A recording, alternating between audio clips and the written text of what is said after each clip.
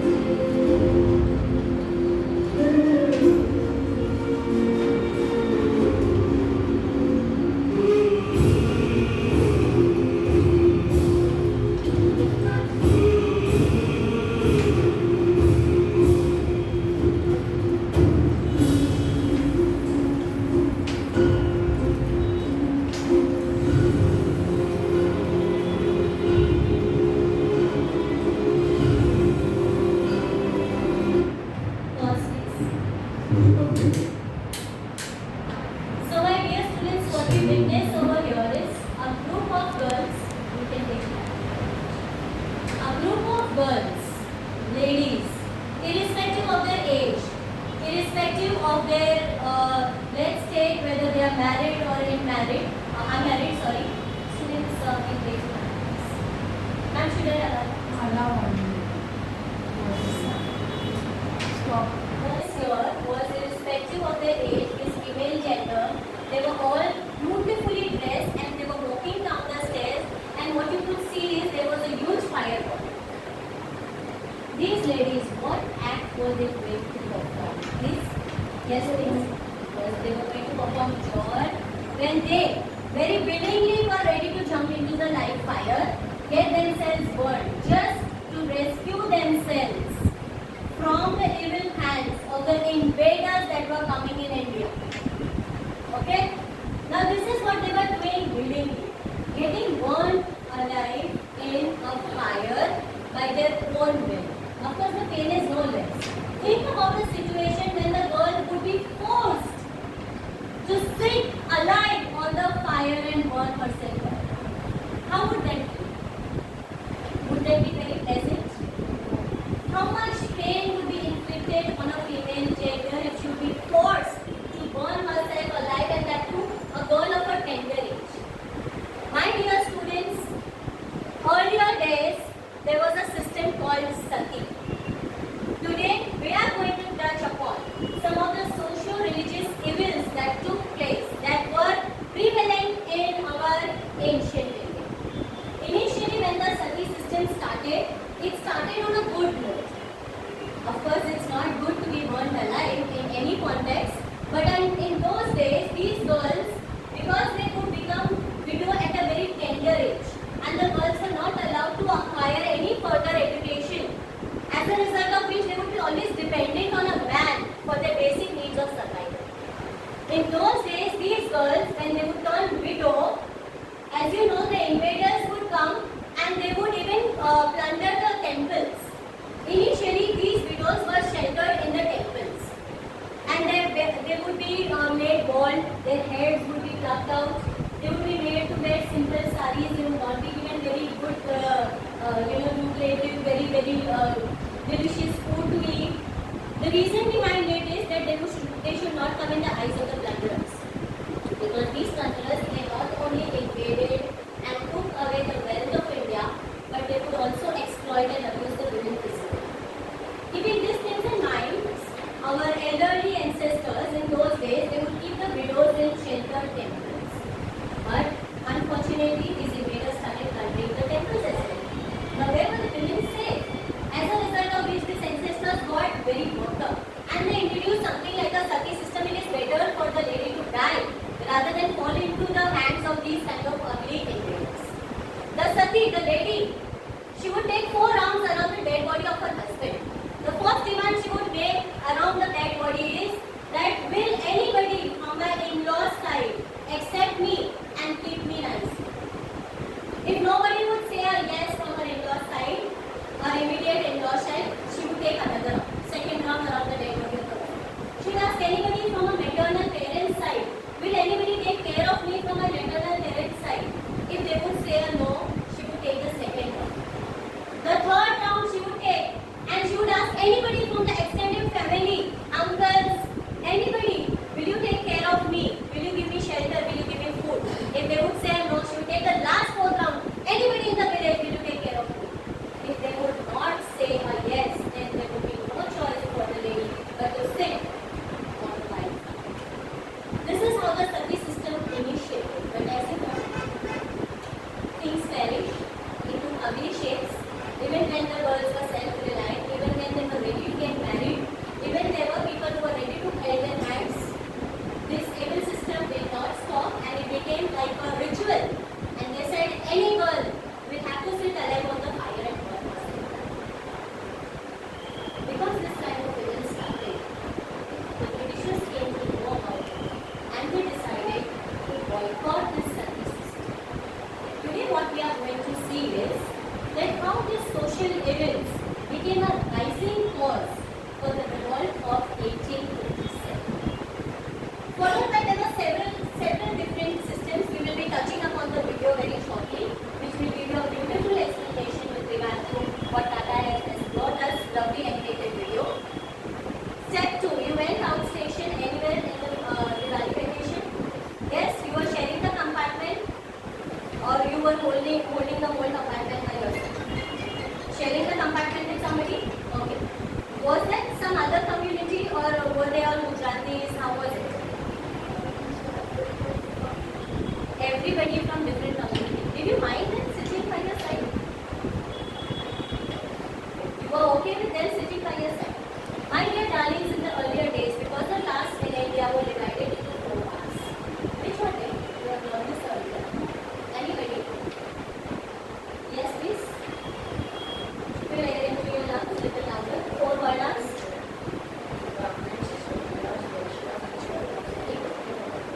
In those days, Brahmins were considered as the most brilliant and educated caste. Kshatriyas were way ahead of them. Shudras were considered as untouchables. In those days, it was a taboo. You cannot sit beside a Shudra class person. When the Britishers, to expand their trade, of course, I had shown you a little video during the economic times, that because the farming and agriculture was done in village, they had to bring it to the other places. So they needed a community lands. That's why they introduced railways. I had shown you, I have brought information. So in those days, because they had introduced these railways and for transporting purpose, the Brahmins would be made to sit next to the Shudra. They felt very offended. As a result of which, the Brahmin community and other high class communities were very uneasy with the introduction of the railway.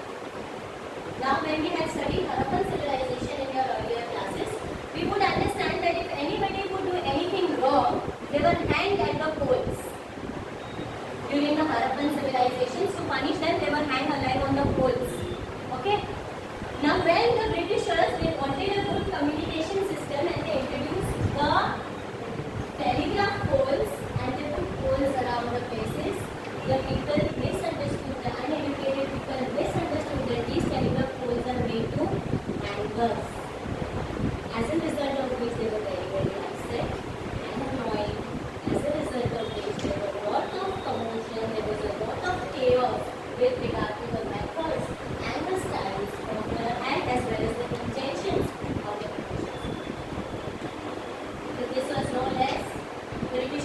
opened some several Christian missionary school because they wanted the education class, they wanted the educated class. How would a British officer compete with a farmer? He wanted a mediator, that how much are you going to sell the crops to me for? For this kind of basic communication purpose, they had started a primary school. When they started the primary school at that point of time, the Britishers were having Christian missionary schools, and the Indian people, they felt that they are going against our religion. They are not allowing us to continue with our Gurukul system. They are trying to offend the Maulas and the Pandits. Both are offended that they are not allowing us the Madrasa system. They are not allowing us the Gurukul system. And they are trying to brainwash our children and convert them into Christian. My dear darlings, these are some of the few causes. More of this in detail will be studied when we touch upon our board. Now let's take a look at the lovely video put up by Tata. Social relationships.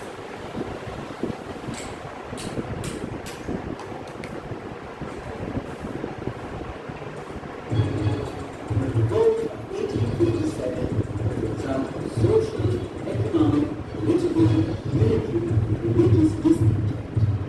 Let us go through some of the important reasons that triggered the revolt.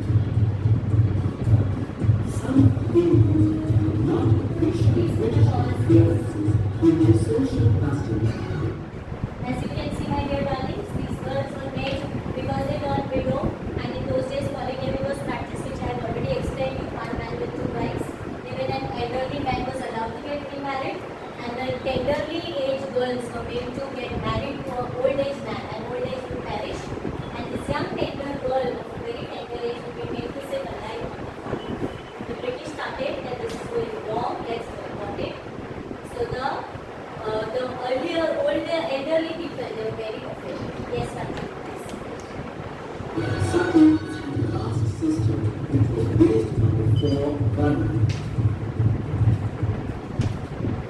Furthermore, British campaigned for women's education and the introduction of the Widow Remarriage Act and Yes, my dear students, as I told you, the Britishers wanted teenagers. They also started educating in order to condemn the sati system. They started educating so that the women can become self-sufficient. They started introducing education for women also. And of course, the Orthodox Brahmin community and many other such women today, we are not unaware of what is happening in some particular community where the girls are not allowed to acquire higher education. Yes, we all are aware. As a result of which, the Britishers were not very warmly welcomed at that point. Next most important thing, Widow Remarriage Act. They started introducing Widow Remarriage Act that if a man becomes a widower and if he is allowed to get married to a tender age girl, so even the women should be allowed at that point of time. When Britishers started these various acts, they abolished sati, widow wedding, abolished sati, followed by a Widow Remarriage Act was introduced with the help of Jyotiba Phule in those days. So the Orthodox Brahmin community were very, very happy. Yes, sir.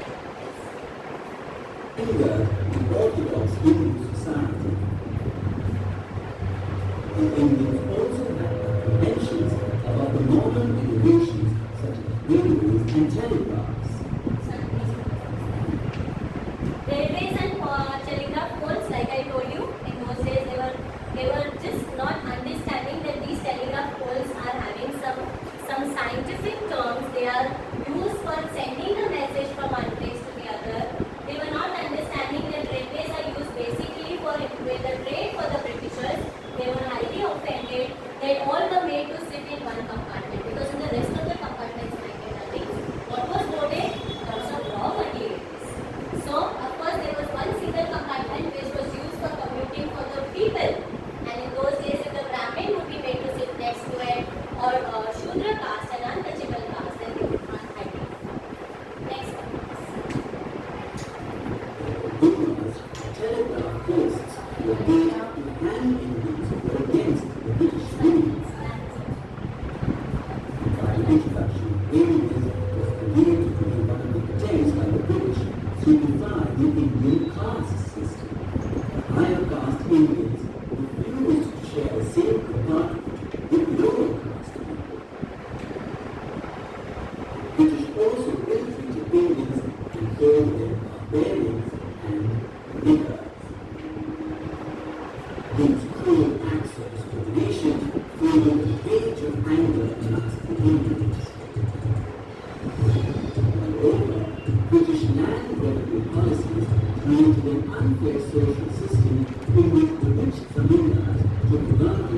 near a farmhouse. When the cultivators were unable to pay arrears of land revenue and interest of debt, they were tortured and sometimes imprisoned. Yes. So yes, we have understood with regard to the operation of fuel in our economic causes, how these farmers were ill-treated and how they were really looked down upon because they had that kind of different kind of education system. They were called the Catholics. Okay. Now whatever we have studied so far, let's take a quick quiz which is ready for us. Like we do every time, I'll divide you into three groups: Group A, Group B, and Group C. Okay? You'll randomly raise your hand and I'll tell you to answer. So let's touch upon the quiz that has been ready over here. Now this is to do with my political causes. Team A. Option B. Okay? So team A bags 1 point.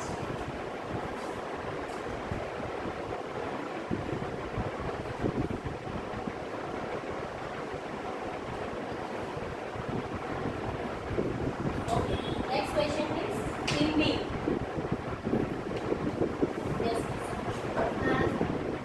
Nana Sahib was not allowed the pension in those days because he was adopted child of Kachalia. This we have done in our political causes. Very good. That's 1 more point. Team C. What happened to Nawab's army after the annexation of Awadh? Okay, it became a part of the British army. Let's have a look. That's a wrong answer. The question is passed to team A.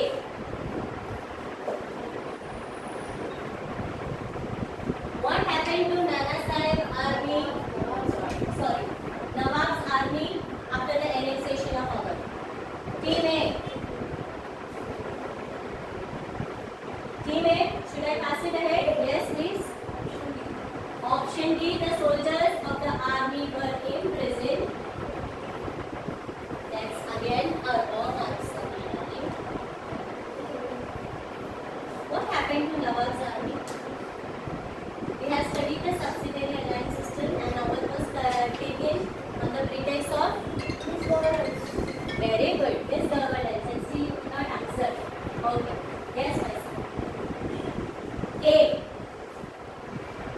So many soldiers were rendered jobless in those days, my dear darlings. We had discussed this, yes? And what choice did they have? You remember what happened to the Brahmins in those days? What happened to the Brahmin soldiers? What was the taboo? Yes? They were not allowed to protect them. Very good.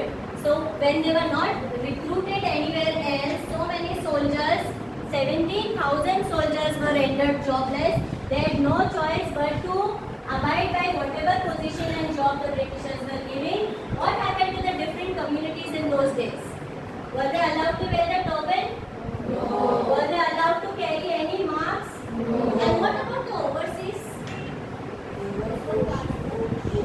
They were forced to go overseas. Why did the Brahmins, why were they not very happy with that?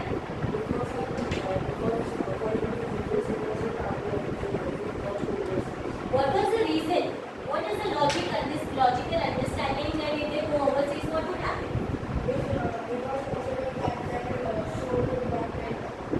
Very good. Because according to the Hindus, the final rites that the body should be burned, and according to the foreign culture, they bury the bodies. If they would go in the far off places and there they would be fighting the wars, what would happen, my dear darlings? The bodies would never come back, as a result of which it was considered as a taboo, and that was popularly known as general service enlistment.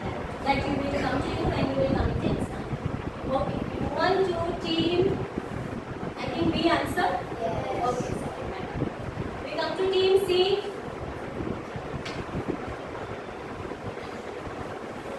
Yes, please. Okay, I'll give you your choice. Subedar, yes. What was the highest position in those days? That was Gera. We move on to team A.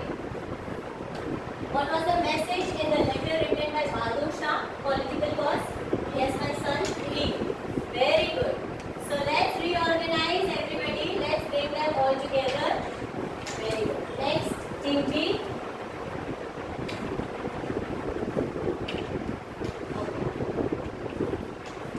A. Why did Rani Lakshmibai capture the Gwalior and drive out of Scindia rulers? Why? Why? You remember me telling you the story, the gates?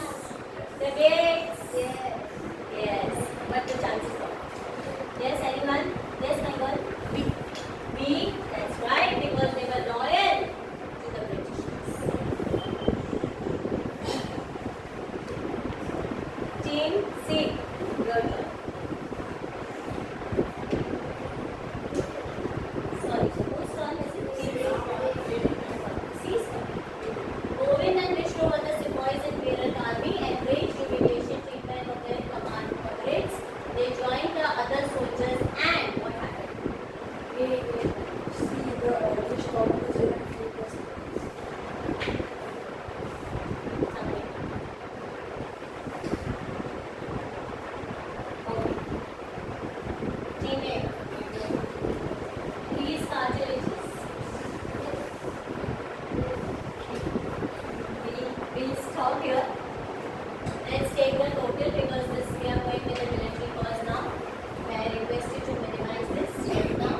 So here we have the straight clear cut winner and then team C, one big hand for team C. So before we wind up with our lecture, what have we learned so far? May I request a quick recap with regard to the different causes that we have touched upon. So first we start with our first job. That is what we did with this session. We start with the fresh from what we started. The causes for the cancer. The first cause that we learned was political causes. Okay, in political causes, what were the two different kinds of interesting? Subsidiary alliance and doctrine of lapse. One of the most important and prominent example with regard to doctrine of lapse. Your name for anybody? One prominent example, doctrine of lapse. So what was the doctrine of lapse?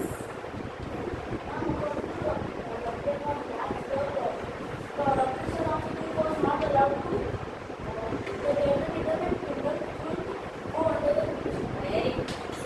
One thing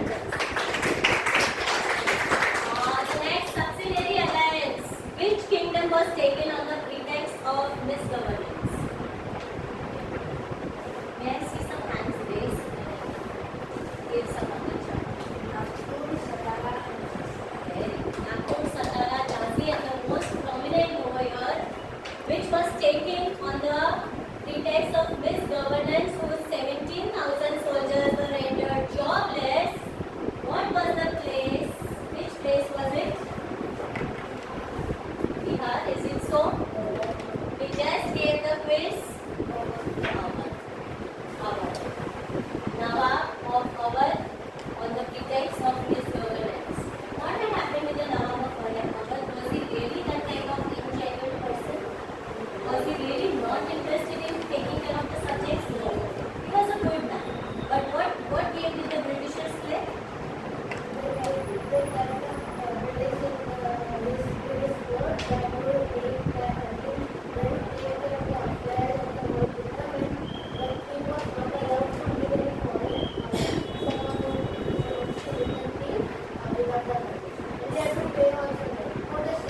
They had to pay also. So the subsidiary alliance, according to which the name clearly